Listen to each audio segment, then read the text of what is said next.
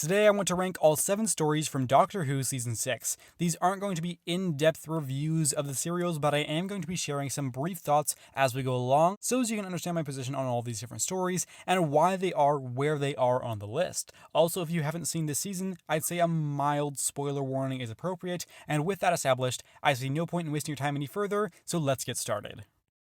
I can't imagine putting this story in this position is going to be surprising to anybody, and I doubt anyone is going to take issue with it. Apparently, I seem to like it more than those of you that saw my review, which is a little surprising, but I guess it makes sense. Look, there's no two ways about this one for me. It's just boring. It really is. This is definitely regarded as one of the worst classic stories, and having listened to it, I completely understand why, because this one just offers so little. Not only does the story fail to engage me as a viewer, but the side cast adds very little of value, and at times they are genuinely worsening the quality of the serial with the annoying characters and performances. Shockingly, this is one of the few ones where even our main cast just doesn't really help that much. All 3 of them are in it, but they absolutely fail to keep this one from descending into one of the most boring and unengaging stories I have ever experienced in Doctor Who.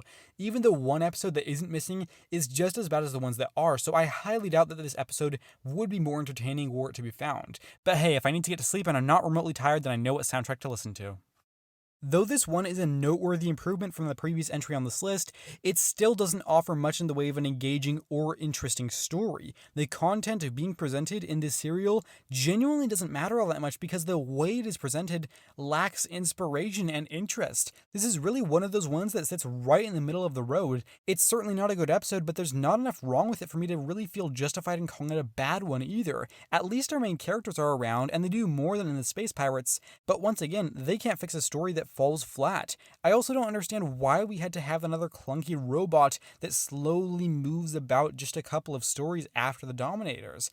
I didn't think the Quarks added much then, and the Crotons certainly don't add much to this one. At least the story tries to do some interesting things, but again, the presentation really holds this one back, and the supporting cast wasn't doing the serial any favors.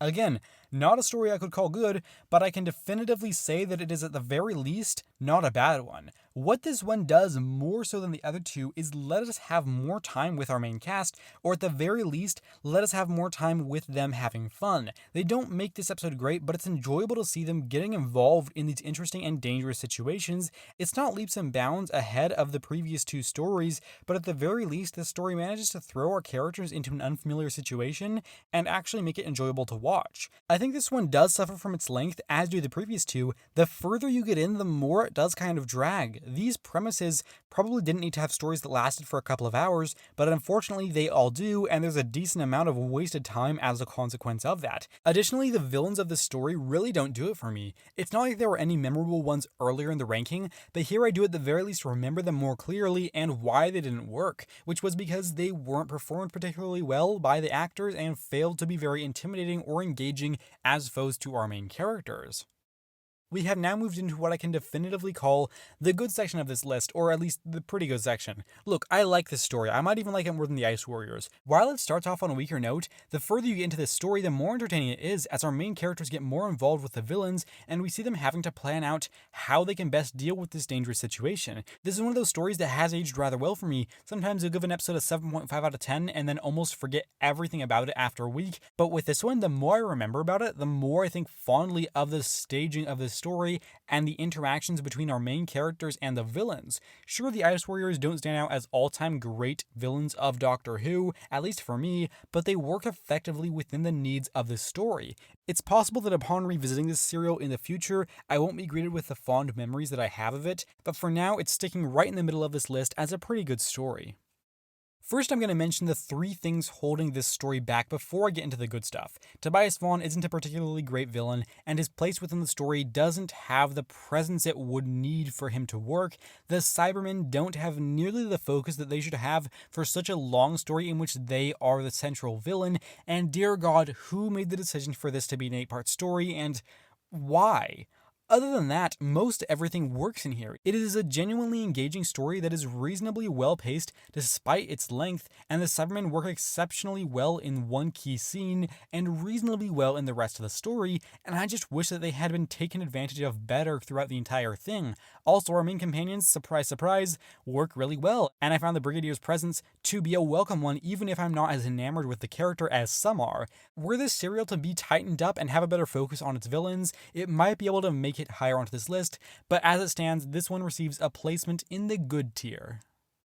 This is one of those stories that I've always heard about and was naturally looking forward to checking out, only to find that, hey, it's good. I probably won't be saying much you haven't heard about this one with regards to the story, but it's one of those ones that you can point to from an era of the show as being completely unique. There's no other Second Doctor story that even comes close to the level of weirdness and just plain fun that this serial has, and it's just a blast to see that portrayed in such an entertaining fashion on screen.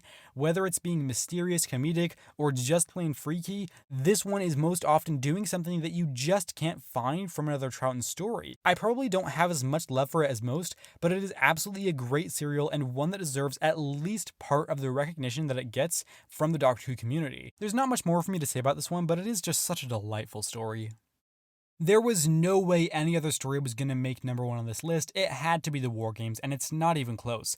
This one succeeds in a number of ways, namely in telling an incredibly engaging story across 10 parts, which I'm still amazed by. It certainly didn't need to be as long as it was, but I didn't take any noteworthy issues with that as the writers successfully managed to reveal key plot elements in fantastic ways and pace out these reveals throughout this 4-ish hour serial, giving our heroes a chance to explore these crazy situations without a full understanding of what's going on and having these mysteries be key to the audience's engagement with the story. I loved seeing how this one played out because different individual episodes feel like they are progressing from the previous one while also doing their own unique thing and standing out on their own. But most importantly of all, this story gives a phenomenal exit to the Second Doctor and his companions. I loved the way this thing concluded, and I found it to be incredibly satisfying and just a great story on the whole. So thank you for joining me for this ranking of Doctor Who Season 6. I'd love to know how you would rank this season if you care to leave that down below. And I have one more video left to do, my top 10 Second Doctor stories, after which point we will be jumping right into the Third Doctor's era. So I hope you will join me for some of that, or for any of the other Doctor Who stuff I do on this channel, and if not, that is absolutely fine, so long as you know that I appreciate your time here today. And with that said, thank you very much for watching, take care, and have a lovely week.